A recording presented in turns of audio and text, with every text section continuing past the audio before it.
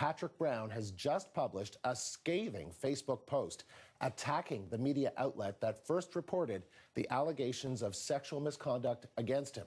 Megan Fitzpatrick joins us now with these details. So what is Patrick Brown saying? Megan, we appreciate that this just came out moments ago, so we're all just reading this. Working our way through it. The post comes after a report by CTV News last night, follow-up to their original story that aired about 2 weeks ago.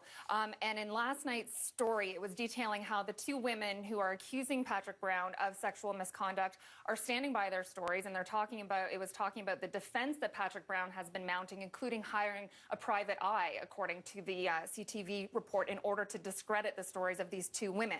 In last night's report, it said one of the women now says she was not in high school at the women now says she was not in high school at the women now says she was not in high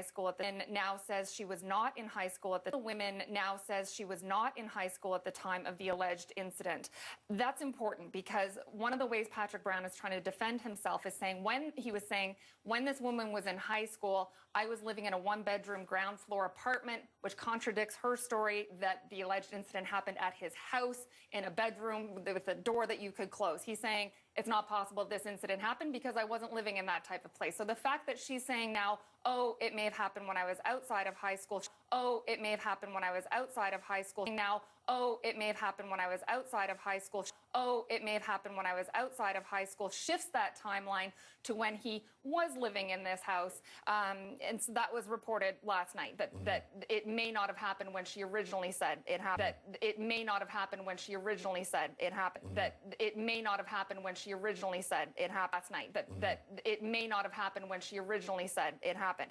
Brown is saying that this is a monumental change of the story. And he's lashing out at CTV, saying that they are choosing to ignore the facts.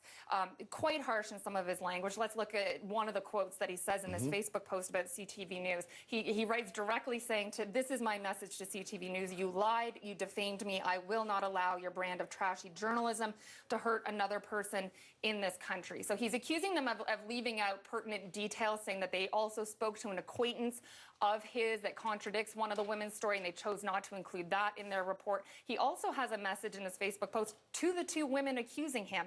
He essentially dares them to go to the police and report these allegations, saying that they need to be dealt with in a proper and fair forum. He leaves the phone number for the Barrie Police. The phone number for the Barrie Police right in his Facebook message. So he is very clear in his message to the two women. Patrick Brown says at the end of his statement, this is not over. And he's encouraging people to watch upcoming interviews with him that will be airing over the next day or so. And so did she ever say that she intended to go to the police, or she felt that a crime had been committed, or was this more, this happened, it was inappropriate, I didn't appreciate it? Right. I asked that lawyer that very question. How does she characterize what happened that night? Because in the original CTV report, the other woman who came forward, who was a staffer of Patrick Brown's at the time, does describe what happened to her as a sexual assault. That's how she felt what happened that night. This woman, whose lawyer I talked to, describes it, according to her lawyer, more as an uncomfortable situation, a traumatic event, but does not use the terminology of a sexual assault. All right. Important information there. Megan, thank you. Welcome.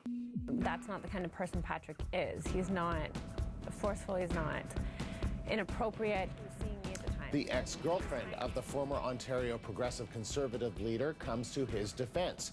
That as Patrick Brown accuses CTV News of lying and defaming him. The news outlet has retracted a crucial detail about one of his accusers. And what is Patrick Brown saying? He's lashing out following this latest report by CTV, which said the two women that made the original accusations 2 to 3 weeks ago now are standing by their story. But one of the women in last night's report says now she was not in high school at the time of the alleged incident when she met Patrick Brown at a bar in Barrie, went back to his house, and according to her, Patrick Brown removed his pants and asked her for oral sex. Brown was a member of parliament at the time this alleged incident happened, about 10 years ago. And Brown has been defending himself, saying it couldn't have possibly happened when this woman was in high school. I didn't live in a house at that time. I lived in a ground floor apartment house.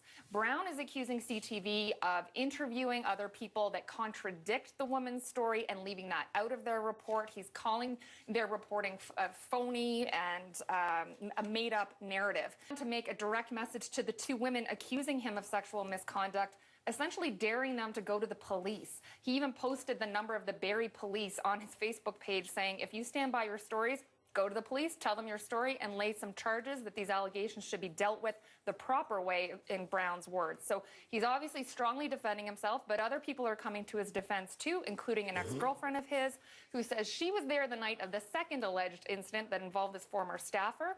Here's what Patrick Brown's ex-girlfriend told CBC's Mike Crawley earlier. That's not the kind of person Patrick is. He's not forceful, he's not inappropriate. He was seeing me at the time. He was trying to hang out with me that evening. We were having a good time. She just kept following him around, like clinging to him, and he wouldn't have treated me that way. He wouldn't have ignored me. Like, he wouldn't have gone upstairs with her. It's just all false. It's not true. It's not fair. And Brown's version of events of what happened that night was that it was actually the other woman that tried kissing him, not the other way around. He also says there's more to come on this story, that it's not over.